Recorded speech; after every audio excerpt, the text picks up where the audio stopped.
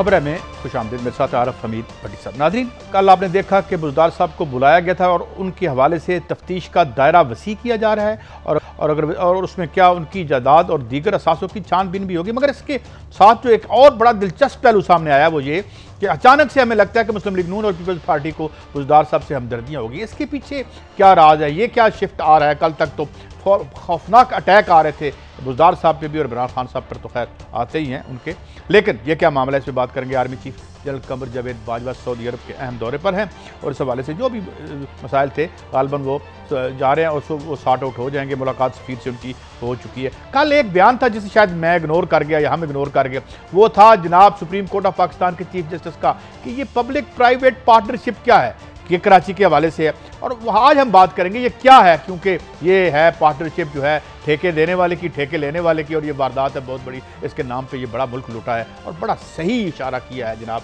मोहतरम chief justice साहब ने। और फिर ये भी आप बड़ी साहब से पूछेंगे कि जनाब कराची के हवाले से वफाक कौन सा सख्त फैसला कर सकते हैं, गवर्नर साहब क्या कह रहे हैं, और फिर बेरोजगार नौजवानों को 2.5 करोड़ रुपए का कर्जा दिया जाए। ये वही मॉडल है, ये वही तरक्की का एक तरीक़ाकार है जो नवाज शरीफ साहब और ये सारे करते हैं। पीली टैक्सियाँ, पीली फलां, क्या ये काम डिड इट एवर वर्क और होना क्या चाहिए? वक्त मिला तो इस पर बात करेंगे। मगर भट्टी साहब, मेरा बड़ा अहम सवाल है आपसे, एक बुज़दार साहब से मोहब्बतें, कायरा साहब का भी एक शॉट हम आपको सुनवाएंगे कि जनाब ये क्या कर रही है नैब, तो क्या कोई मिसाल नहीं चाहते कि यार ये इधर काम शुरू हो गया तो फिर तो इधर भी होएगा? क्या कर क्या है? बिस्मिल्लाहिर्रहमानिर्रहीम। काजी साहब, पहली दफ़ा हुआ है कि वफाक में जिसकी हुकूमत हो, वज़ीर आला पंजाब हो और उसे नैब करप्शन और शराब जैसे एलिगेशन में बुला रहे। ये पीपल्स पार्टी और नून लीग चाहते हैं कि बुज़दार साहब रहे, ये इनका फ़ायदा है। अच्छा, क्या फ़ायदा है? देखें, अगर इधर कोई PTI का हार्ड सख्त बंदा आ जाता है और पंजाब पे ग्रिप कर लेता है और इनके बंदे बना के PTI को तंजीमी सतह पर, ज़िलाई सतह पर, यूनियन सतह पर उठाता है तो PTI बहुत मजबूत हो जाती है। और PTI मजबूत होने का मतलब है नून लीग और कमज़ोर हो गई। और दूसरी बात, ये नहीं चाहते कि किसी भी ताकतवर को नैब उससे पैसे निकलवाए या उसके खिलाफ कानूनी कार्रवाई मिसाल न बन सके, क्योंकि मिसाल बनेगी, लूटा तो असल उन्होंने हुआ है। इन्हें तो अभी 2 साल हुए आए, तो जो 20-20, 25-25 साल रहे हैं उनकी तो मीनारे पाकिस्तान से ज्यादा ऊपर हो गया है माल तदाद। अच्छा, ये मुझे बताएं कि आज बाद हम आप गवाह बन सके या नहीं? वो राहील साहब जो गए, राहील साहब बनने नहीं, लेकिन उन्होंने ये कह दिया है कि मैंने बाहुक्म वजीर आला पंजाब ये टेलीफोन किए थे DG नैब और DG एक्साइज को, गोंदल साहब को। इसमें नैब ने 2 और एक्साइज के अफसरों के बयान है जिसे वो रिकॉर्ड पे नहीं ला रहे, ले लिए हैं। खबर है क्या है? रिकॉर्ड पे नहीं ला रहे हैं। ये मेरे ख्याल में वजीर आला पंजाब मोहतरम उस्मान बुज़दार के गिर्द घेरा बहुत ज़्यादा तंग हो रहा है, निकलना बहुत मुश्किल होगा, बहुत मुश्किल। बट साहब एक खबर इसके साथ ही आप बताइएगा, कुछ अवामी हल्के कह रहे हैं, कल से मुझे फ़ोन आया कि कुछ मिठाइयाँ बंटनी शुरू हो गई कुछ हल्कों में। देखिए, ख्वाहिश तो हर एक की होती है। अच्छा, जो एक वजीर उस्मान बुज़दार साहब का फैसला तो अभी होना है। देखें, अभी वो कसूरवार नहीं ठहराए, मुजरिम नहीं बने। हाँ, बिल्कुल, वो केस कन्विक्टेड नहीं है। हाँ, कन्विक्टेड नहीं है। जो इनकी जगह वजीर आला का कैंडिडेट बनना चाह रहे हैं राजा साहब, उनकी एक्स मिसिज ने नैब को वो सबूत दे दिए हैं कि जिसकी इंतहा कोई नहीं। क्या बता रहे हैं यार, पहले डूबने लगी है। बड्डी साहब, ये हमें किधर से निकाल लिया आपने? भाईजान, मैं रिपोर्टर हूँ, मुझे इनकार कर दे। साकब निसार के कमरे में उन्होंने जाके किस तरह लोहो पुकार की थी, मैं वो भी फिर बातें बता दूंगा। जो नैब के पास डॉक्यूमेंट पहुंचे हैं मसूफ वजीर के बारे में, मैं वो सारी चीजें सामने रखूंगा। मेरी ये बताएं कि ये बुज़दार साहब के बारे से डॉक्यूमेंट्स बता दे दिए? नहीं, जो नया CM का कैंडिडेट बनना चाह रहे हैं, पिंडी से नाम नहीं पूछिएगा प्लीज। अच्छा, पिंडी से जो नए वजीर, अगर वो सोच रहे हैं कि वो बुज़दार को 2 साल मिसगाइड करते रहे कि बुज़दार साहब अपनी गिरफ्त ना बना सके, एडमिनिस्ट्रेशन अच्छी ना बना सके, अगर ये मजबूत हो गए तो हम जैसों की बारी क्यों आएगी? क्योंकि वो 3 जमातों में एट ए टाइम खेलते हैं। एक जमात के वो तहसीलियाँ ज़िला नाज़म रहे हैं, एक जमात में वो वजीर रहे हैं, लेकिन उन्हें ये नहीं पता कि आजकल उनके बारे में नैब ने कागज़ खोल लिए हैं। ओहो, उनके भी कागज खुल गए हैं। उनके भी कागज खुल गए हैं। उन्होंने एक बड़ी मुश्किल बताते, जब साबिक चीफ जस्टिस साकिब निसार साहब थे, एक हेयरिंग में उनकी चले गए, तो चैम्बर में जो हुआ, फिर हमें मजबूरन, अगर वो मोहतरम मिनिस्टर इससे इख्तलाफ करेंगे तो हमें वो तमाम हक़ाइक़ उनके बारे में लोगों को बताना पड़ेंगे। लिहाजा काजी साहब, नून लीग या पीपल्स पार्टी बुज़दार साहब को रेस्क्यू नहीं करने आई। वो नहीं चाहती कि कोई ताकत और रवायत ये पड़े कि कोई वज़ीर-ए-आज़म, वज़ीर-ए-आला जिसने पाकिस्तान का पैसा लूटा है उससे वापस लिया जाए। मतलब मुबैना लुटेरे को भी हाथ मत लगाओ। जरा सुनाएं तलाल चौधरी साहब क्या कहते हैं इस हवाले से, फिर कायरा साहब का भी शॉट लेते हैं। जो बुज़दार हैं उनकी चॉइस जो है वो खास एक हल्के को पसंद नहीं आई। वो सिर्फ इस वक्त पीटीआई के लिए बैड नेम नहीं है, बल्कि वो वहां तक बैड नेम चला जाता है जिन जिन लोगों ने सपोर्ट किया और उनको लेकर आए हैं। असूली तौर पर नैब के थ्रू उनको हटाने के हम मुखालिफ है। असेंबली का काम है कि वो जिसको चाहे बनाए, जिसको चाहे हटाए। ये कोई तरीका नहीं है, ये कोई तरीका नहीं है। जरा कमर ज़मान कायरा साहब का भी सुना दें। आज चीफ मिनिस्टर पंजाब को बुलाया गया नैब के दफ्तर में और कहा गया जी इन सवालों के जवाब दे। क्या है चीफ मिनिस्टर पंजाब की हैसियत? क्या वो एक इलेक्टेड ऑफिस नहीं? क्या उस ऑफिस के ये डेकोरम नहीं है कि आप उसके दफ्तर में जाकर उनसे पूछ ले? क्या दुनिया के बाकी ममालिक में इस तरह नहीं होता? उनके हेड ऑफ स्टेट पे कोई सवाल आ जाए, उसके दफ्तर में जाके पूछ लिया जाता है। पूछना हक है, लेकिन उसको एक मुलजम के तौर पर बुला के आप एक अफसर के सामने खड़ा कर दें और 2 घंटे खड़ा करने के बाद कहें ये सवाल है, इनका जवाब दे दें, तो ये पहले नहीं भेजे जा सकते? क्या किसी और ऑफिस का कोई डेकोरम नहीं है? भट्टी साहब, अब आप दोनों चीजें सुन रहे हैं। कल तक तो एक तो मैं वो धमाल चौधरी साहब की आपने बात कही, ये कोई तरीका नहीं है, ये नहीं भेजेंगे। मुझे ये बता दे, नैब या सुप्रीम कोर्ट इनके मतहत है क्या? इनके हुक्म पर वो सुप्रीम कोर्ट में अगर कोई केस जाता है तो सुप्रीम कोर्ट खुदा न खास्ता, आज भी चीफ जस्टिस गुलजार अहमद साहब ने कराची के बारे में जो जो लफ्ज़ कहे हैं, क्या वो इनसे पूछे कि आपने कराची को तबाह क्यों किया? क्या वो बुज़दार तलाल चौधरी साहब से पूछे कि भाई नैब ने कार्रवाई करनी है तो पहले इनसे पूछे असम्बली में हटाने का तरीका क्या? अगर असम्बली में अदम एतमाद और एतमाद, यहाँ मुझे कानून बता दें वो काजी साहब आप, कि मैं मुल्क में कत्ल करूँ, डकैती करूँ, चोरी करूँ, अख्तियारात से तजावज़ करूँ, सरकारी माल को लूटूँ या करप्शन करूँ, तो मुझे नैब और मैं कानून से बाला हूँ। मेरे पास अगर कोई सरकारी होता है ऐसा कोई कानून आपके लिए? देखिए, मैं इसका मतलब ये है, मुझे जो मतलब समझ आया, मेरे दोनों कमर कायरा साहब तो मेरे बहुत अच्छे दोस्त हैं, मुझे ये समझ आई है कि मुअज़्ज़ज़ इंसान की चोरी भी मुअज़्ज़ज़ है, उसकी चोरी की भी इज्जत करो। और मुझ जैसा जो एक गली का एक आम आदमी है, जो भी मुझे लफ्ज़ आप कह लें, और वो एक घटिया चोरी है जो मैं कर रहा हूँ। ऐसा नहीं, मुझे लित्तर मारे जाएं। आपका मतलब है अगर मैं किसी अहम ओहदे पे फायज हूँ तो मैं मुल्क के 2 टुकड़े कर दूँ, अरबों रुपया लूट लूँ, फ्रॉड कर लूँ, स्टेट बैंक लूट लूँ, किसी के साथ रेप कर लूँ, तो मुझे कानून से मैं बाला हूँ? अब ये कहना चाह रहे हैं? ये कहाँ कानून लिखा? मुझे मेरी रहनुमाई फरमाए ना। ये अच्छा, लेकिन जो कल आपने बात की थी, मैं थोड़ा सा उसका भी जिक्र कर दूं कि ये जो बड़े फ्रेंडली किस्म के पर्चे हुए हैं और पुलिस ने बड़ा फ्रेंडली किस्म का एटीट्यूड रखा है जो कल वहाँ पे हुआ है, तो अब नदीम अफजल चंद साहब भी कहते हैं डील हो चुकी है, बाबर अवान साहब भी कह रहे हैं डील हो चुकी है। तो क्या जो कल हम बात कर रहे थे, बल्कि आप भी कर रहे थे कि मरियम साहब के यहाँ से जाने के दिन है या सियासत में आने के दिन है? भट्टी साहब उन्होंने तो कहा है कि इनको जिस वक्त तक यकीन दहानी ना हो सड़क पे आते ही नहीं। अच्छा, नदीम अफजल चंद साहब एडवाइजर टू प्राइम मिनिस्टर हैं, हमारे दोस्त हैं, और मैं बताऊं कंपैरेटिवली बहुत स्ट्रेट फॉरवर्ड। मेरा बड़े जाती मतलब है, मैंने जो अमूमन हम पॉलिटिशियन सारे ही अच्छे हैं, काबिल एतमाद है, लेकिन ये है इसके बाद कोई बात रहती है, एक प्राइम मिनिस्टर कहता है डील हो गया, 3-4 महीने में पता चल जाएगा।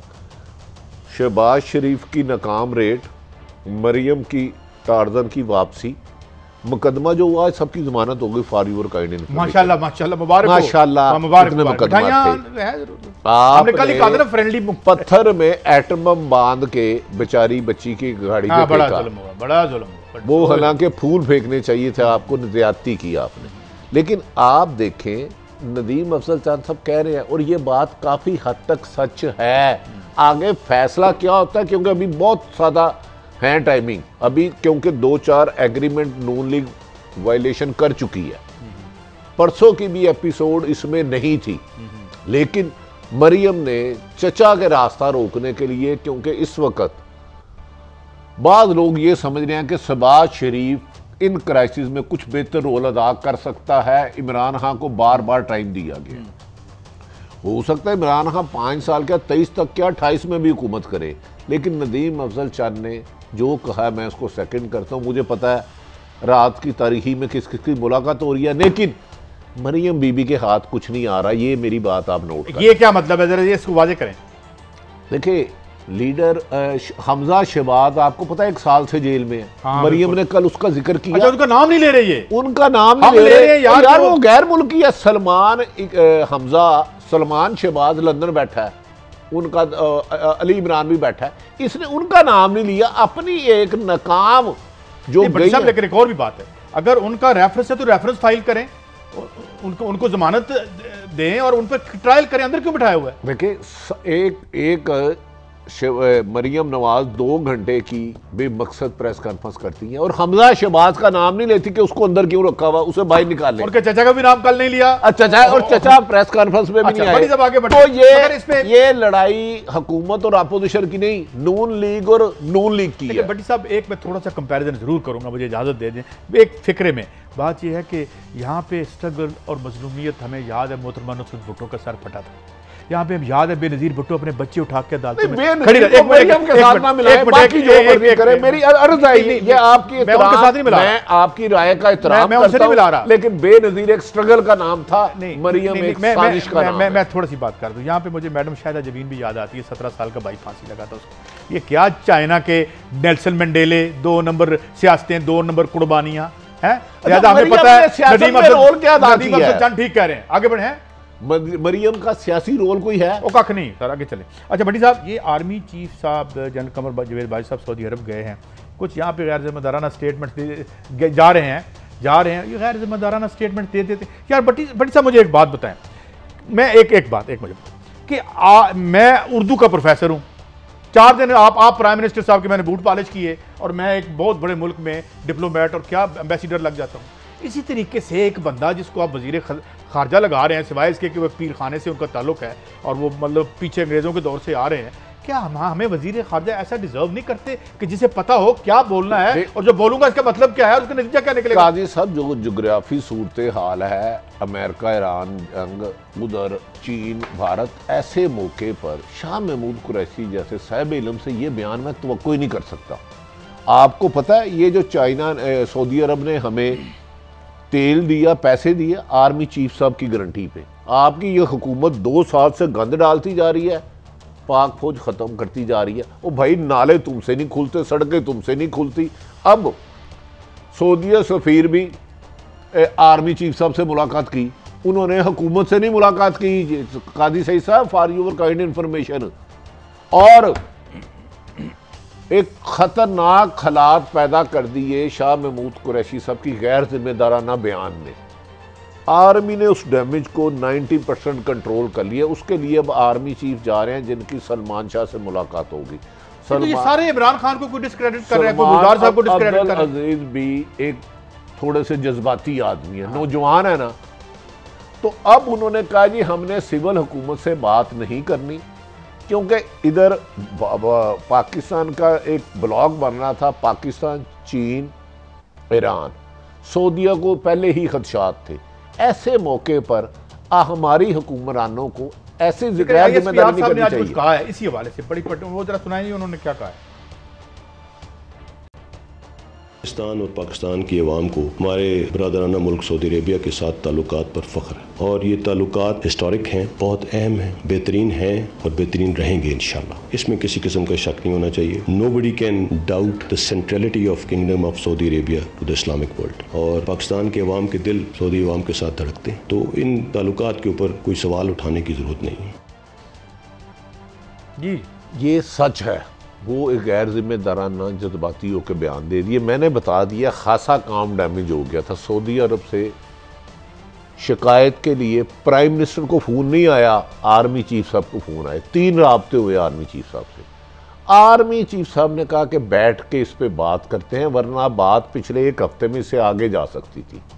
देखिए डैमेज कंट्रोल हो गया, डैमेज खासी हद तक कंट्रोल हो गया। लेकिन मुझे बताएं, मौजूदा हुकूमत कमर बाजवा कब तक इनको रेस्क्यू करेंगे? आर्मी चीफ क्या इनको रेस्क्यू करने आया कि मुल्क की सरहदों को तहफ़्फ़ुज़ करने आए हैं? देखिए एक कौमी इशू है ना, देखिए इसमें समझने की कौमी इशू क्या, ये गैर जिम्मेदारी है कि आप सऊदी अरब जिससे आप इतना लोन ले रहे हैं, आपके 10-15 लाख लोग उधर काम कर रहे हैं, आप इतने बड़े स्टेटमेंट दे देते हैं बगैर सोचे समझे कि इसका रिएक्शन क्या होगा।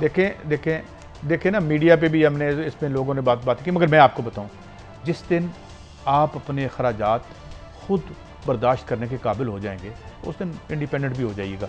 थोड़ी सी बात करके आगे बढ़ते हैं भट्टी साहब। अभी लेकिन मुझे बताए, ये सारी डिपेंड इमरान खान साहब, कमर जावेद बाजवा साहब पे भी करते हैं कि खुद भी इनका रोल अदा करना है। पहले इनको कोई लोन नहीं था दे रहा, पहले वो आए, भारत के साथ इन्होंने ताल्लुकात चीन के साथ ख़राब किए, उधर भी चीन ने आर्मी की गारंटी मांगी, आपको पता है सी पैक के लिए, इनकी नहीं गारंटी मांगी। वो तो नवाज शरीफ साहब के दौर में मांगी हुई थी। नहीं, वो बिल्कुल मांगी थी, लेकिन आपकी हुकूमतें क्रेडिबिलिटी खोती जा रही हैं। इन्हें चाहिए जिम्मेदारी का मुजाहरा करें, आर्मी को सरहदों तक रहने दें। मैं आपको बता रहा हूँ, 25-30 लाख उधर थे, 20 अरब से ज़्यादा आपके पास महाना इधर इनकम आती है सऊदी अरब से, और मिडल ईस्ट एक है। अगर सऊदी अरब को खुदा ना खास्ता गलत डिसीजन करता, जो कि डैमेज कंट्रोल हो गया है, यूएई वो करता, तो लिहाजा हमें भी इस मौके पर ज़्यादा गुफ्तगू नहीं करनी। जब आर्मी DGISPR कह रहे हैं कि हमारा ब्रादर मुल्क है, मामला तय हो गया, तो मेरा ख्याल है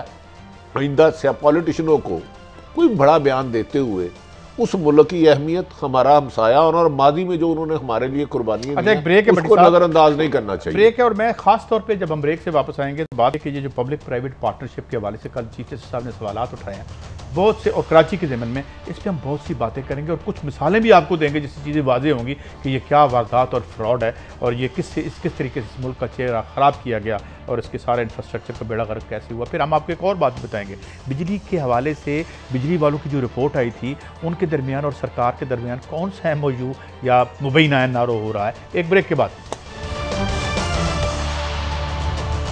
वेलकम बैक। नाज़रीन, कराची की हवाले से आज फिर कुछ बड़ी अहम बातें चीफ जस्टिस साहब ने बड़ी साहब कही हैं, ज़रा गौर फरमाइएगा। उन्होंने कहा, क्या कहा के इलेक्ट्रिक के बारे में, जिस कंपनी का मालिक जेल में बैठा हो उससे क्या उम्मीद है। जाहिर है उन पर केस हो रहा है, जो वो आरफ नकवी साहब है बराज के मालिक, ये डिफाल्टर कंपनी है, इसका मालिक जेल में बंद है, वो के इलेक्ट्रिक चला रहा है। जेल में तो ये एंजॉय करते हैं, इनकी जेब पर बात है तब जान जाती है। सियासतदान जेल में मजे करते हैं, इनसे पैसा निकलवाएं तो तकलीफ होती है, ये चीफ जस्टिस ऑफ पाकिस्तान कह रहे हैं। परसों इनको कहा कल आधे कराची की बिजली बंद कर दी। अच्छा, के इलेक्ट्रिक के खिलाफ कार्रवाई हो तो स्टे ले लेते हैं। नेपरा के चेयरमैन ने जो है दोबारा उधर बाल फेंक दी, ये वो कह रहे हैं। अच्छा भट्टी साहब, अब जो उन्होंने सवाल पूछा मैं थोड़ी सी आपको वजाहत कर दूं कि ये पब्लिक प्राइवेट पार्टनरशिप पहले 1994 में हुई, जो जरदारी साहब ने IPPs के मुआहदे किए, वतन अजीज का बेड़ा गर्क, ठीक। इसी पब्लिक प्राइवेट पार्टनरशिप के ताकतवर ने हुकूमत के जोर पर बेच दिए अवाम के हकूक। भाई एक अच्छा भला मामला चल रहा था, $23 बिलियन के उसने यहाँ किए, होती है हर जगह पे करप्शन, पर जो इन्होंने आके की है। अच्छा सुने, अगली कौन सी भट्टी साहब हुई पब्लिक प्राइवेट पार्टनरशिप जिसमें तारीख पाकिस्तान में पहली दफा एक ब्यूरोक्रेट को 14 लाख रुपए की तनख्वाह दे दी गई। आज तक किसी ने पूछा उन्होंने क्या फायदा पहुंचा रहे थे, या वो कोई नोबेल प्राइज मिला था उनको, वो कोई आइंस्टाइन थे, पता चला। और ये पैसे उनको ये थी public private partnership. Public private partnership के तहत 65 कंपनियां बनी थी। यहाँ पे किधर गए वो पैसे, काम किधर हुआ, किसी ने पूछा?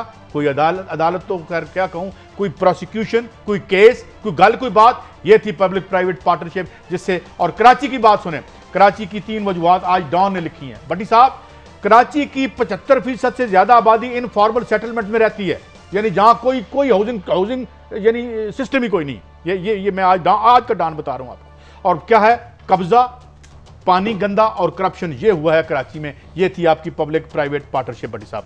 अच्छा, अब भट्टी साहब मुझे ये बताएं, सवाल ये तो हमने वजाहत कर दी, आप मुझे ये बताएं कि वो गवर्नर साहब ये कह रहे हैं कि हमें मजबूर न करें कि हम कुछ करें, क्या करेंगे भैया? इसका जो बिलावल साहब ने जवाब दिया वो भी सुना दें ताकि जरा आसानी हो कमेंट करने में।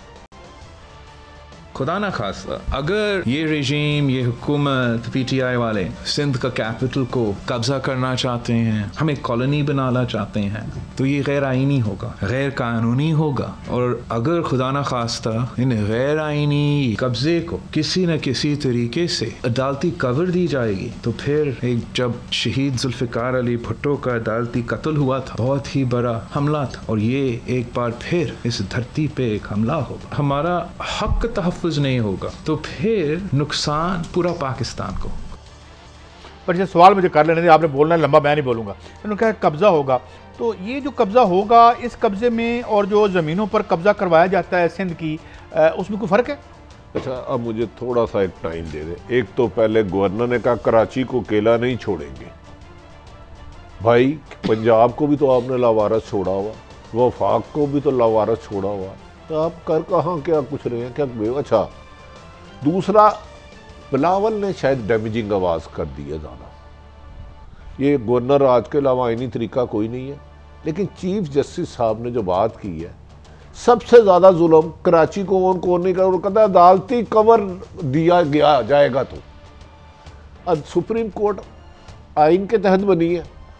सुप्रीम कोर्ट को हमेशा कानून, आइन अजीज होता है, कानून अजीज होता है और अवाम अजीज होती है। उसका सियासी एक पार्टी से कोई लिंक नहीं होता। पिछले 50 सालों से कराची से अगर किसी को कराची को ऑन किसी ने नहीं किया तो वो पीपल्स पार्टी है। अगर करंट लगने से मर रहा है तो कराची का गरीब आदमी मर रहा है, आम शहरी मर रहा है। अगर किसी को पानी नहीं मिल रहा तो कराची के आम शहरी को नहीं मिल रहा। ये ऑन अगर नहीं किया, अपनाया नहीं कराची को, तो वो पाकिस्तान पीपल्स पार्टी है या जस्टिस ने भी हुकूमत की है।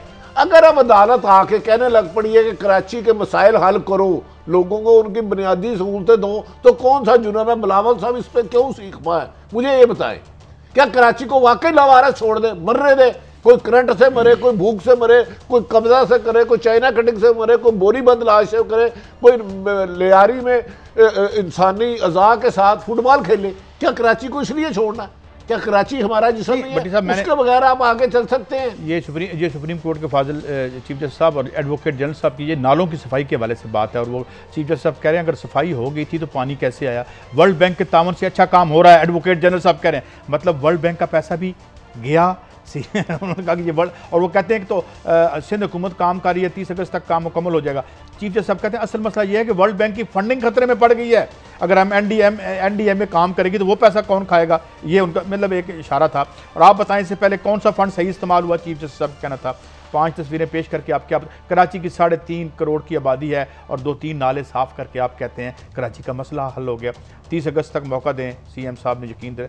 अच्छा, अब भट्टी साहब ये सारी बातें उन्होंने जो कही हैं, मेरा फिर आपसे वही सवाल है। सवाल मेरा ये है कि अगर जब हमें सूबे की हुकूमत मिलती है तो वहाँ हम हज़ार एकड़ पे बड़े बड़े कब्जा ग्रुपों का कब्जा करवा दें, उसके बदले ज़मीन जो है वो मंजर ज़मीन लें, मुझे तो फिर वो भी आके कर लेंगे, क्या फर्क पड़ता है? सिंध के लोगों का क्या? रियल टाइकून को जो अरबों रुपया रिश्वत देने के मुबैना तौर पे पहचाना जाता है, आप उसको खरबों रुपए की जमीन कोड़ियों के भाव दे दे, कोड़ियों के भाव दे दे।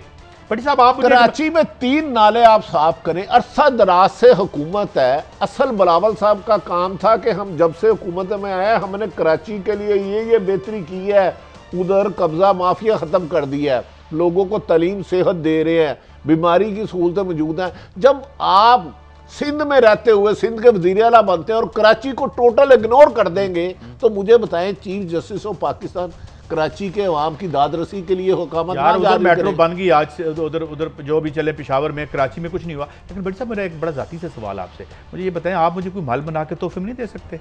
नहीं, देखें, गुजारिश अच्छा, नहीं मुश्किल है कि मुझे बताएं, मेरे तो फ़कीर आदमी, मेरे से तो दुआ ले ले, कहते हैं ना फ़कीर आना है सदा कर चले, मियाँ खुश रहो हम दुआ कर चले। अच्छा। मुझे बिलावल साहब से चंद सवाल करने थे। बिलावल साहब अपनी हुकूमत से ये पूछे कि कराची में जो इतने लोग करंट लगने से मर रहे हैं, इसका कौन जिम्मेदार है? अरसा दराज से आपकी हुकूमत है, रोशनियों का शहर था, हमारा दिल था, उधर बताहोरी होती रही, उधर जाके फौज ने गंद साफ किया जो आप सियासतदानों ने 20 साल डाला।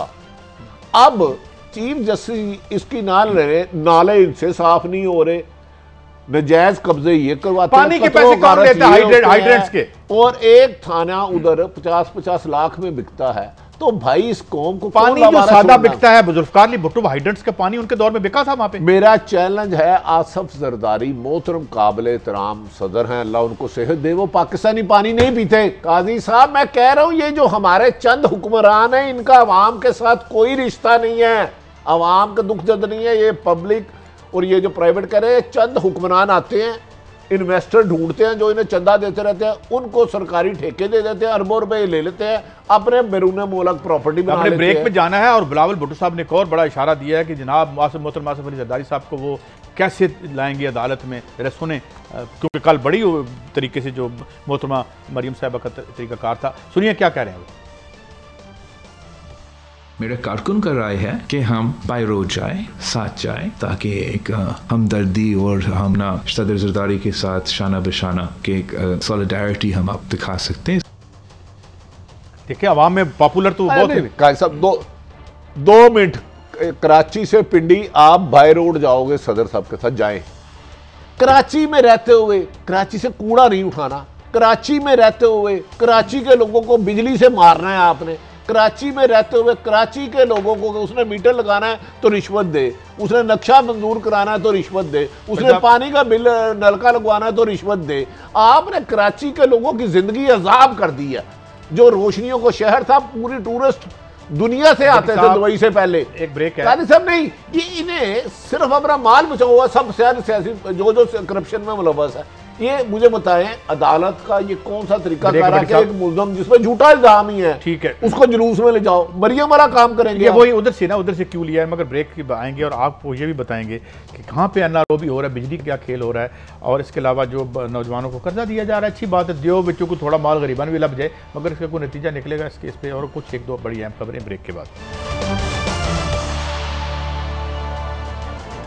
वेलकम बैक नाज़रीन। एक तो हम स्टोरी आपसे शेयर करेंगे, कुछ दिनों पहले एक कमेटी बनी थी कि जो मामलात IPPs के दरमियान है और उसको हल किया जाए, उस रिपोर्ट की रोशनी में जो आई थी। तो कुछ अभी इनिशियल खबरें आ रही हैं, फैसला तो सामने आ जाएगा भट्टी साहब। खबर यह है कि जो कैपेसिटी पेमेंट, जिसमें सबसे बड़ा रौला था, कैपेसिटी पेमेंट क्या है कि जिसकी बिजली नहीं बनी और उसकी पेमेंट हुई है, तो वो उस हवाले से कहा जा रहा है कि आइंदा आने वाले जो साल बचे हैं 94 के मुआहदे में, जो आने वाले साल हैं, उसमें से कोई 11% कैपेसिटी पेमेंट कम कर दी जाए। मगर अंदर के लेकिन फिर भी बिजली बनेगी नहीं, लेकिन पैसे हमने देने हैं, यानी 11% कम कर दी जाए। लेकिन उसमें असल कैच क्या है? असल जो वारदात हुई थी वो शुरू के दिनों में हुई थी और वो पैसे अप फ्रंट टैरिफ में ले लिए गए थे। क्या मतलब कि टैरिफ के अंदर ही वो मौजूद थे अंदर, यानी ये खबर आ रही है। तो अगर आप फैसला करते हैं पहले दिन से और अब तक, तो फिर तो बात बनती है, वरना ये फिर गोलू से मिट्टी, यानी कि फिर अरबों रुपए का खांचा लग रहा है, वो लग चुका है पहले एनआरओ को तरीके से, ये वो कह रहे हैं। और फिर मोहम्मद अली साहब बड़े मौजूद आदमी हैं, इससे पहले ये SECP में रह चुके हैं, मगर कोई एलिजिबिलिटी के इशू पे मौजूद सुप्रीम कोर्ट ने इनको SEP से हटा दिया गया था, जो आज इन नेगोशिएशंस को हेड कर रहे हैं। तो मैं उस हवाले से भी बात कर दूं बड़ी साहब, क्योंकि हमारा काम है कि मुवतन अजीज़ के मफाद में हम काम करें। क्योंकि फैज साहब ने कहा था ना, गिनो सब हसरतें जो खून हुई हैं तन के मकतल में, मेरे कातिल साहब खून बहा, ऐसे नहीं होता, तो खून बहा पहले दिन से करें। हाँ बड़ी साहब आगे बढ़ते हैं, ये तो जब खबर सामने आएगी तो हम देखेंगे। ये एनआरओ फिर लुटेरों को रेस्क्यू करने को ही आ गया। अभी ये खबरें हैं, अभी सामने बात नहीं आई, सब आएगी तो बात चलिए, हम कौन सा कह रहे कंफर्म हो गया, लेकिन ऐसा होगा तो अवाम के हकूक में फिर डाका है ना, अवाम की जेबों पे डाका है ना। फिर अगर ये इन्हें फिर 11% कहते हैं कि नेक्स्ट टाइम से। बट्टी साहब आप देखें ना, आज सुप्रीम कोर्ट ने फैसला दिया कि GIDC एक टैक्स था जो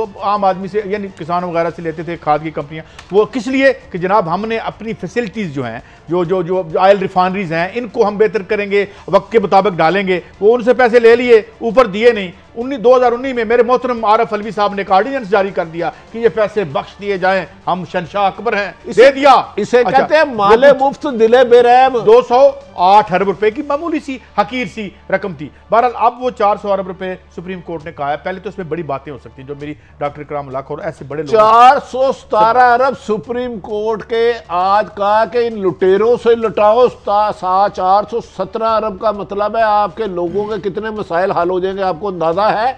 ये आपकी जेबों से लूटे गए हैं 22 करोड़ आवाम से। सुप्रीम कोर्ट ने ऐसे डिसीजन करने हैं तो हुकूमतें और अदारे किस लिए बैठे हैं? नहीं, हुकूमतें डिसीजन, सुप्रीम कोर्ट डिसीजन करती है, ये उनको रिलीफ देती है, जिस तरह 2019 में इनका ऑर्डिनेंस। इस डिसीजन को देखें, जो ये अरबों रुपए लूट रहे थे, आखिर सुप्रीम कोर्ट ने आवाम को रिलीफ दिया। तो इस पे जो सवाल माहिरीन उठा रहे हैं कि ये आपने टैक्स किस तरीके से लगाया था, ये लगाने ठीक, ये लगा ही नहीं सकते थे आप। नहीं, आपके ख्याल में अब ये हुकूमत 417 अरब रिकवर कर पाएगी कि फिर कोई एनआरओ मिल जाएगा इनको यहाँ बचाने आ जाएगा? फैसला आया है, आप जो रेगुलेटर बैठे हैं, आपको पता है ना कि एक कितने करोड़ थे वो, 380 करोड़ थे वो जो इंग्लैंड का धंधा हुआ था, वो जो एक जुर्माना हुआ था, वो देखे ना, उसकी पाई वसूल कर ली हमने। तो आइंदा भी इंशाल्लाह हमारा रिकॉर्ड तो यही है, बहरहाल देखेंगे। नहीं तो इमरान खान साहब तो हमेशा कहते थे कि मैं अवाम का पैसा लूटने नहीं दूंगा। अब इमरान खान को सुप्रीम कोर्ट का डिसीजन भी आ गया, इस पे अरशद शरीफ ने प्रोग्राम भी किया। अब बेहतर तो ये है कि 7 दिन के अंदर अंदर इन लोगों से रिकवरी करके अवाम की फलाह बहबूद पे लगाए जाए। आप इस पे क्या समझ रहे हैं, हुकूमत कामयाब होगी कि फिर जो इमरान खान साहब के इर्द गिर्द बैठे हैं, जो बेनिफिशरी हैं अरबों खरबों रुपए के, वो फिर कोई रुकावट पैदा करेंगे? साहब जन्म जन्म से हम इनकी कामयाबी के मुंतज़िर हैं, मगर एक अच्छी बात चलें, इन्होंने बेरोज़गार नौजवानों का कर्जा 50 लाख से 2.5 करोड़ कर दिया, उस पर इंटरेस्ट रेट नीचे कर दिया, जो भी कोई लेके जाएगा इसको शफाफ तरीके से दें। और इस 5 से 7 अरब रखा है, और आज उसका जो टैक्स, जो उसका इंटरेस्ट रेट सूद है, वो भी 3 से 6% कम कर दिया है। तो चलें, ये एक अच्छी बात है, हम इसको भी अप्रिशिएट करते हैं। चलो कोई इस माल में से आवाम को भी थोड़ा बहुत मिल जाए। आवाम को अगर आम शहरियों को ये आसान किस्तों पे कर्जे देते हैं और लोग, एक आदमी कर्जा लेके 10 लोगों को रोजगार देता है, तो ये अच्छे इकदाम आता है। लेकिन मेरे फिर सुई फटी हुई है, ये GIDC केस में 417 अरब रिकवर होंगे या फिर सुप्रीम कोर्ट का फैसला है, अब तो करने पड़ेंगे भट्टी साहब। नहीं, ये फिर कोई ना कोई बहाना बना लेंगे। मुझे लगता है ये जो रजाक दाऊद एंड कंपनी इर्द गिर्द बैठे हैं ना, ये रिकवरी में रुकावट डालेंगे। अब इमरान खान का इम्तिहान 20 सेकंड है। अब मैं एक फिक्रे में ख़त्म करना चाहता हूँ, और वो मेरे फिक्रा क्या है कि शहर को बर्बाद करके रख दिया उसने मुनीर, शहर पर ये जुल्म मेरे नाम पर उसने किया। ये था पब्लिक प्राइवेट पार्टनरशिप जो चीफ पूछ रहे थे। बहरहाल आज का प्रोग्राम और ये हफ्ता भी तमाम हुआ। अगले हफ्ते फिर आपसे मिलेंगे नए मौजूआत के साथ। इजाज़त, अल्लाह हाफ़िज़।